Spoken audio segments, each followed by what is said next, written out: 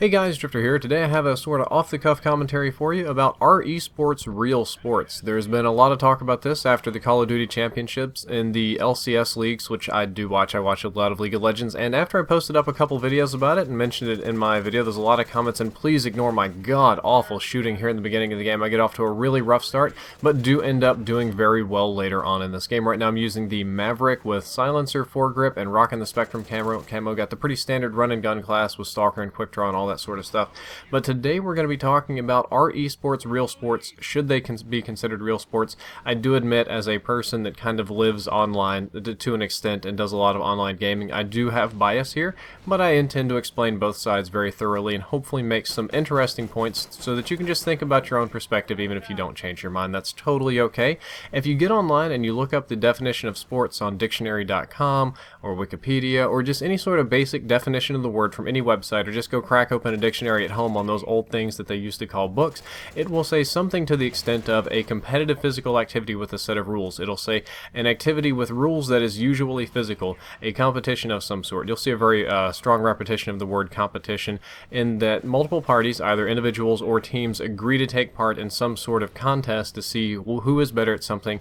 And from the beginning of time until probably the last 20 years or so, it's almost always been a physical contest because that's all we had. It was an analog world. There wasn't a lot of computers. There wasn't a lot of technology. It was a car race, but even the car race takes place in the real world and not this sort of digital realm. And there's a big debate right now on if esports should be counted as real sports. And there are some technically bona fide real sports that aren't physical competitions. Like you can play chess competitively at the Olympic level. There are a lot of people that view chess grandmasters as being very accomplished individuals or sportsmen. Also at the Olympic level you can play bridge. I personally didn't know this until I started, researching the video, but apparently the game bridge is considered a sport at the Olympic level. And if you watch ESPN, which for some reason it seems like it's poker. Every time I turn the channel on, it's poker these days. There are a lot of people that consider poker a sport, which is kind of funny because there are people that would consider poker to be a sport and not esports or competitive gaming or anything like that. Me personally, I am always reserved against calling poker a sport because there is a very huge sort of randomness to it. I mean, you win essentially based on how good your cards are, which are randomly chosen, or you would think, but then there's this whole other metagame of knowing when to bet and when not to bet and how to manage your risks and how the other people are acting and sort of understanding the other player's behavior. So it's got a big luck component, but then it's got an equally big psychological or mental component to it, which leaves me in kind of a gray area on if I should consider it a sport or not. What is perhaps more wrong than anything about this argument? We'll go back and forth, and I know a lot of you already have a predetermined notion. Even at this point in the video, you're just listening to either humor yourself on something that you already agree on, or to see how much you can disagree with me. Is that maybe our word for sport is wrong. Maybe we're using the word sport in the way that our grandparents used it. Maybe we need a new word for it. I think a better way to analyze this sort of argument would be spectator sport. A spectator sport is pretty much any competition that people will watch. If you want to watch midget wrestling, people will come and watch and pay for midget wrestling, not the dramatic kind, or people pay to come and watch esports and games and League of Legends, Call of Duty, Counter-Strike, StarCraft, all this kind of stuff. They sometimes are the same people that go and watch the Lakers game or go and watch an MLB game or an NFL game. They will pay and come watch, and that technically does qualify it to be a spectator sport because it's a competition that people come pay and watch. And that kind of leads to an interesting argument, but also a slippery slope argument of what would classify a sport, because there are a lot of sport leagues, and if you were here watching me, I would say sport leagues in quotes, that are technically classified as entertainment leagues. I'm not going to call out names on which one because I am not as up to date in the physical sport arena as I would like to be, and lo and behold, I know when I do it I'm just going to end up being wrong. But a lot of these teams, especially at the corporate level, they're not necessarily a sporting league. A sporting league has its own set of laws, rules, governance. The government gets involved. There's regulations, taxes. Some of them found it more convenient to just be classified as an entertainment league, as a league of people that they might play sports and they might stick to their own rules, but they are, as far as the IRS and tax purposes go, they're an entertainment league. They could fix matches if they want to. It's not a big deal. They could, make new teams on the fly. It wouldn't really matter against, their own internal rules and contracts or whatever.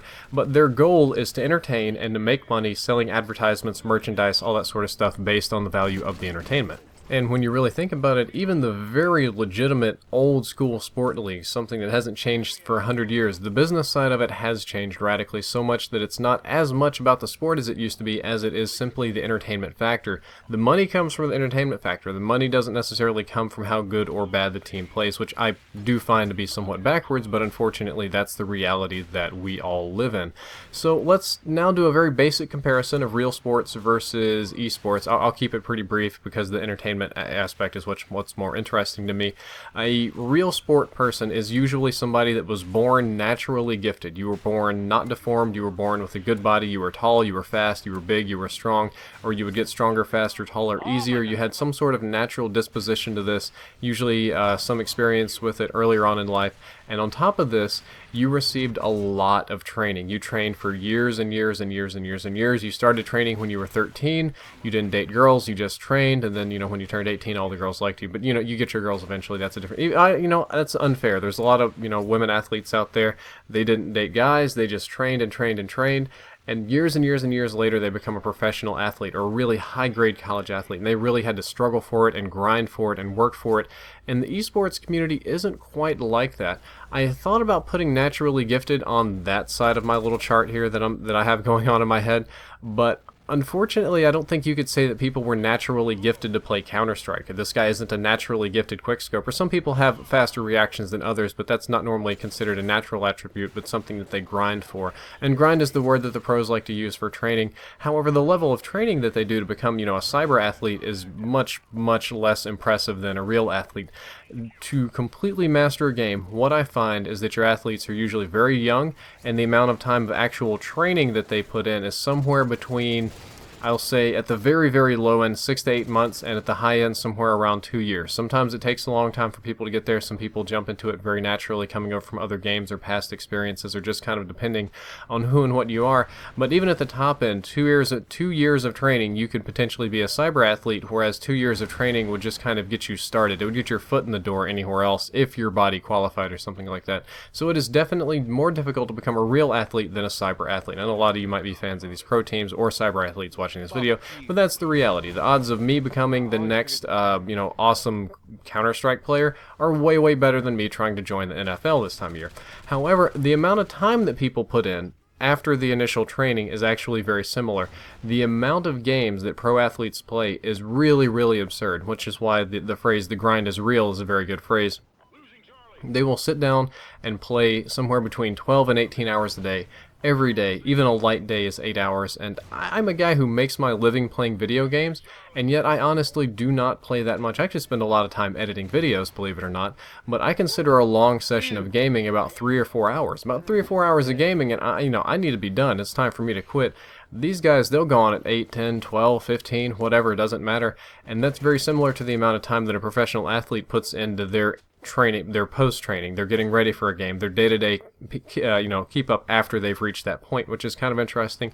The other thing that I would say is very similar is that the losses are real, the anger is real, the struggle is real. The cyber athlete matches, the esports, they're not rigged. People want to win. They play hard. They get really, really mad when they lose, and they want to do better. Just the same way a real athlete will get mad, mouth off on TV. Cyber athletes, they get mad and mouth off on Twitter. There's usually age difference and experience difference there, and sometimes professional Twitters or whatever, but that's kind of how it goes. And I think that there is also a time difference. Just they exist in different time zones. Esport teams, rules, games, seasons, they change very, very fast. A season of Call of Duty might only be a couple of months. This tournament might as well just be the only tournament that exists. Teams will change in between tournaments.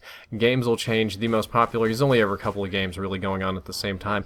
And all this could happen in a year, whereas a real sport changes slowly over the course of an entire decade, if you think about it.